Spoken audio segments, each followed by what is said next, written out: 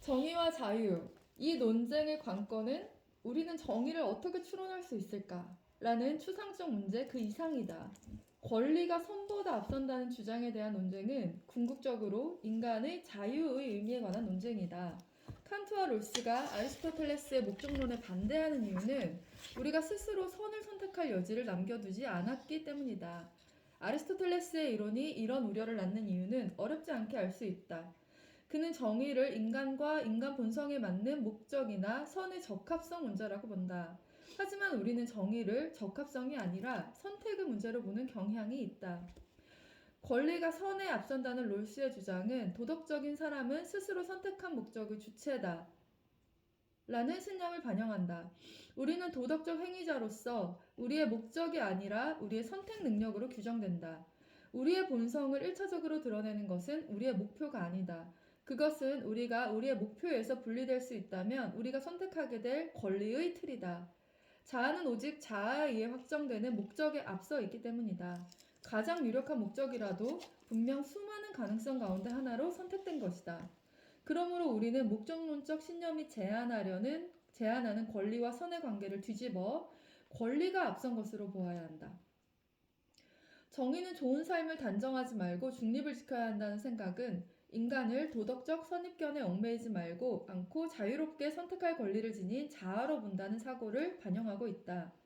이런 생각들이 근대 자유주의 정치 사고의 특징이다. 여기서 말하는 자유주의는 미국 정치 논쟁에서 흔히 보수주의의 반대말로 쓰이는 개념이 아니다.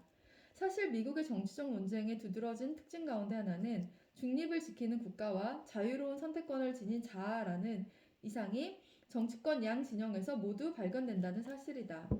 정부와 시장의 역할을 두고 다투는 논쟁의 대부분은 어떤 방법으로 개인이 스스로 자신의 목적을 추구하도록 할 것인가에 대한 논쟁이다. 평등주의적 자유주의자들은 시민의 자유와 사회적 경제적 기본권을 강조한다. 이들은 개인이 자신의 목적을 추구할 수 있도록 하려면 정부는 진정한 선택의 자유를 가능케 하는 물질적 조건을 확보해 주어야 한다고 주장한다. 뉴딜 정책 시절 이래 미국의 사회복지 제도를 설계한 사람들은 사회적 연대와 공동체의 의무보다는 개인의 권리와 선택의 자유라는 명분을 중심으로 자기들의 주장을 이끌어 나갔다. 1935년에 사회보장 제도를 실시하면서 프랭클린 루즈벨트 대통령은 그것을 시민 상호 간의 의무의 표현으로 제시하지 않았다. 그보다 그는 그것을 민간 보험과 비슷하게 설계했으며 필요 자금을 일반 조세 수입에서 충당하기보다는 임금에서 공제한 기부금으로 충당하도록 만들었다. 그리고 1944년에 미국적 복지국가 정책 강령을 발표하면서 이를 경제의 권리장전이라 칭했다. 루즈벨트는 권리장전의 공동체적 근거를 제시하기보다는 그러한 권리가 개인의 진정한 자유를 위해 꼭 필요하다고 주장하면서 가난한 사람은 자유롭지 못한 사람이라고 덧붙였다. 자유지상주의자들도 그들 나름대로 개인의 선택을 존중하는 중립국가를 주장한다. 하지만 그러한 이상의 실현을 위해 어떤 정책이 필요한가에 관해서는 평등주의적 자유주의자들의 의견에 동의하지 않는다. 복지제도를 비판하는 자유방임주의적 자유지상주의자들은 자유시장을 옹호하면서 사람들이 자신이 번 돈을 소유할 권리가 있다고 주장한다.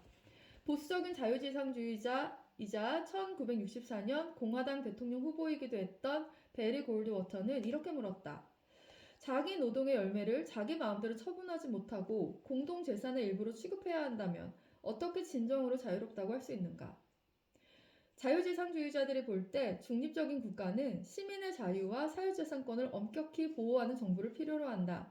이들은 복지제도가 자기 목적을 스스로 자유롭게 선택할 자유를 주지 않고 다른 사람의 선을 강요한다고 주장한다. 평등주의자에게나 자유지상주의자에게나 중립을 지향하는 정의로는 큰 매력을 지닌다. 이런 정의로는 다원화된 사회에서 자주 나타나는 도덕적, 종교적 논쟁에 정치와 법이 휘말리지 않을 수 있다는 희망을 제시한다. 그리고 이런 정의로는 대담한 자유의 관념을 표현하며 우리를 스스로 제약을 가하는 도덕적 의무의 이반자로만 묘사하기도 한다. 하지만 그 이론이 매력적이긴 해도 자유를 바라보는 시각에 결함이 있다. 좋은 삶을 놓고 대립하는 여러 관념들 사이에서 중립적인 정의의 원칙을 찾으려는 열망도 마찬가지다. 이것이 적어도 내가 이끌어낸 결론이다. 나는 지금까지 소개한 여러 철학적 주장과 씨름하면서 그 주장이 공적인 삶에 어떻게 적용되는지 지켜보았다. 그 결과 선택의 자유는 공정한 조건에서 이루어지는 선택의 자유도 정의로운 사회의 기초로는 충분하지 않다고 생각하게 되었다. 더욱이 중립적인 정의의 원칙을 찾으려는 시도는 엉뚱한 방향으로 가기 쉽다. 본질적인 도덕 문제를 다루지 않고 권리와 의무를 규정하는 것이 항상 가능한 것은 아니다. 설령 가능하다 해도 그것이 바람직하진 않다. 왜 그런지 살펴보자. 공동체의 요구. 자유주의자들이 생각하는 자유의 이념이 가진 약점은 그 호소력과 관련된다. 우리가 스스로를 자유롭고 독립적인 자아로 여긴다면, 또한 스스로 선택하지 않은 도덕에 구속되지 않는다고 생각한다면, 우리가 공통적으로 인식하고 칭찬하기까지 하는 다양한 도덕적, 정치적 의무를 이해할 수 없다. 여기에는 연대와 충성의 의무, 역사적 기억과 종교적 신념에 관한 의무가 포함된다. 이는 우리의 정체성을 형성한 공동체와 전통으로부터 생겨난 도덕이다. 우리가 스스로를 부담을 감수하는 자로 여기지 않는 한, 내가 정하지 않은 도덕 요구까지 받아들일 자세를 취하지 않는 한, 도덕 및 정치적 경험의 이러한 측면을 이해하고 받아들이기는 어렵다. 롤스의 정의론이 미국의 자유주의에 풍부한 철학적 영감을 제공한 지 10년이 지난 1980년대에 몇몇 비판자들이 자유로운 선택권을 지닌 앞서 설명한 부담을 감수하지 않는 자아라는 롤스의 이상에 도전했다.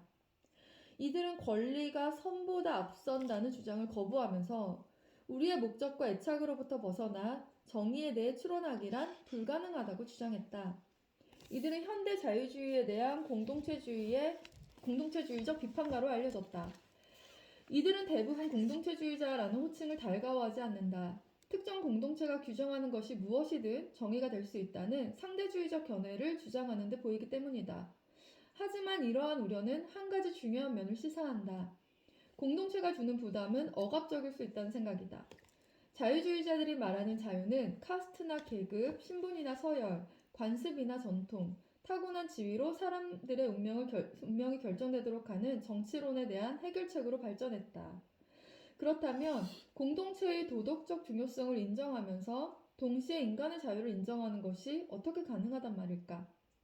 만약 인간이 자발적 존재라는 관념이 약한 것이라면, 만약 우리의 모든 의무가 우리 의지의 산물이 아니라면 어떻게 우리를 소속된 존재이자 자유로운 자아로 볼 수 있겠는가?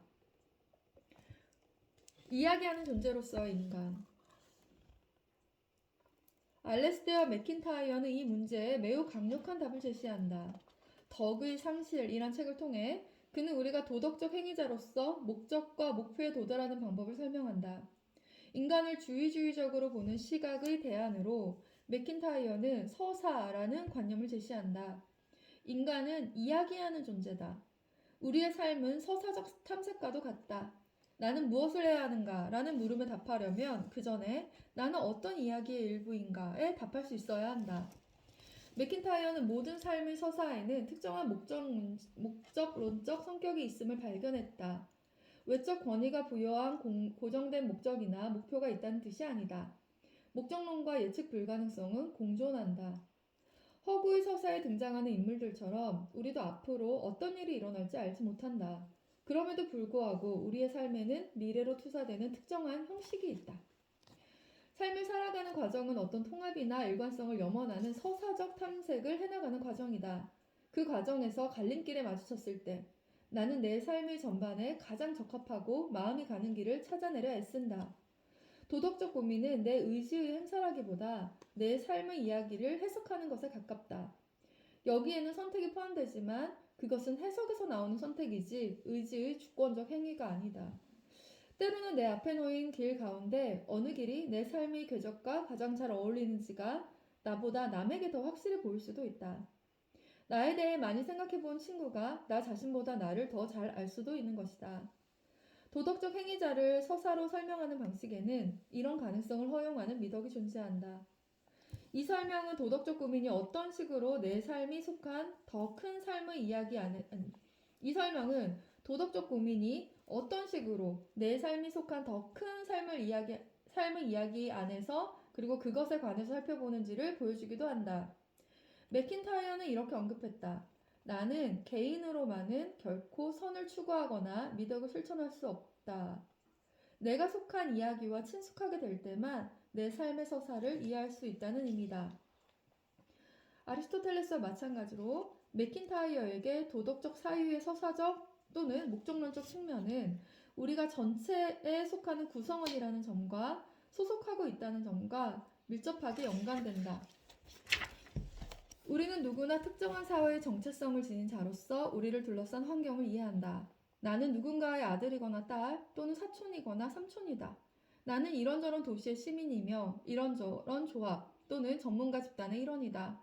나는 이런저런 친족, 부족, 나라에 속한다. 그러므로 내게 좋은 것은 소속 집단 사람에게도 좋아야 한다.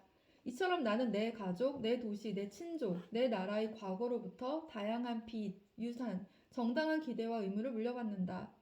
이런 것들이 내 삶의 기정사실을 구성하며 내 도덕의 출발점이다. 또한 이는 부분적으로 내 삶에 도덕적 특수성을 부여하는 것이다. 맥킨타이어는 서사적 설명이 현대의 개인주의와 맞지 않다는 사실을 기꺼이 인정한다. 개인주의 관점에서 보자면 내가 어떤 사람이 될지는 내가 선택한다. 개인주의자들의 시각으로 볼 때 도덕적 사고를 위해서는 내 정체성과 그로부터 나오는 짐은 제쳐두거나 없애야 한다. 내 나라가 한 일의 책임을 떠맡기로 내가 직간접적으로 선택하지 않는 이상 내게 책임은 없다.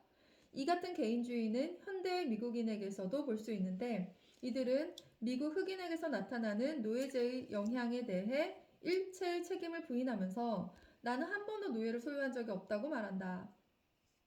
맥킨타이어는 또 다른 예를 제시한다. 내가 아는 어떤 독일 젊은이는 자신이 1945년 이후에 태어났으니 나치가 유대인에게 어떤 일을 저질렀든 현재의 자신과는 도덕적으로 연관성이 없다고 생각한다. 맥킨타이어는 그런 입장에서 도덕적 천박함을 목격한다. 나를 사회적, 역사적 역할과 지위와 분리 가능하다라는 추론은 잘못이다. 이는 자아를 서사적으로 보는 관점과 명확히 대비된다. 내 삶의 이야기는 언제나 내 정체성의 기원이 된 공동체의 이야기에 둘러싸여 있기 때문이다. 나는 과거를 안고 태어났는데 개인주의자 방식으로 나 자신을 과거와 분리하려는 시도는 현재의 관계를 변형시키는 시도다. 인간을 서사적 존재로 보는 맥킨타이어의 시각은 인간을 자유로운 선택권을 지닌 과거의 부담을 감수하지 않는 자발적 존재로 보는 시각과 확실히 대비된다. 우리는 이 둘 사이에서 어떤 선택을 할 수 있을까? 어느 쪽이 도덕적 사유의 경험을 더 잘 담아내고 있는지 자문해 볼 수도 있을 것이다. 하지만 추상적으로 대답하기 힘든 문제다. 두 시각을 평가하는 또 다른 방법은 어느 쪽이 도덕적, 정치적 의무를 더 설득력 있게 설명하는지 묻는 것이다. 우리는 스스로 선택하지도 않았고 사회 계약의 결과로도 돌릴 수 없는 도덕적 의무에 묶여 있는가?